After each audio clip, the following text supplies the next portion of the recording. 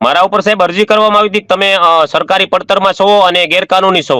હા હા તો એ અરજીના માધ્યમથી મામલતદાર સાહેબની કચેરીમાંથી નાયબ મામલતદાર સાહેબ ડાભી સાહેબ તરીકે બરાબર તેઓ આવેલા હા અને મારી પાસે મારા જે કાગળો છે અને મારી જે જગ્યા છે નકશા સાથે આવેલા તપાસ કરી. 2 દિવસ સુધી એ લોકોએ તપાસ કરી અને નકશા સાથે આવેલા બધા મારા કાગળો છે તે અને જગ્યા જે છે એ ડાભી સાહેબ જે આવેલા હતા નાયબ મામલતદાર તરીકે એમનું એવું કહેવાનું થયું કે આ જે જગ્યા છે એ ગામતળની છે અને વખતો વખત જે આ ઠરાવ અનુસાર સાહેબ મફત હમ તેમજ હરાજીમાં પ્લોટ માટેની આ જગ્યા છે અને એમાં તમારો હા વાડો છે.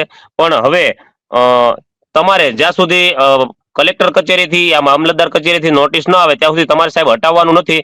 તેમના પણ ફોટા છે મારી પાસે, આપ કહો તો હું મોકલી આપું. ડાભી સાહેબ મારા મકાન જે ઊભું છે ત્યાં આવીને જે તપાસ કરે છે, કહો તો હું મોકલી આપું આપને પણ સાહેબ ફોટા. હા હા હા એ મોકલી આપજો. તો પછી તમને આ મકાન બનાવી આપવાનું એવું એવું કઈ કોઈ ખાતરી ના આપી કે અમે તમને બનાવી આપીશું નહીં સાહેબ, કંપની મારી કંપની તરફથી? કંપનીએ કોઈ ખાતરી ન આપી, પણ પોલીસ બેડામાંથી મેં જે ફરિયાદમાંથી મેં જે એફઆઈઆર માટે જે દબાણ કર્યું તો એના અનુસંધાને મને ખાનગી વાહનો મારફત લઈ જઈ વ્યાસ સાહેબ દ્વારા વ્યાસ સાહેબ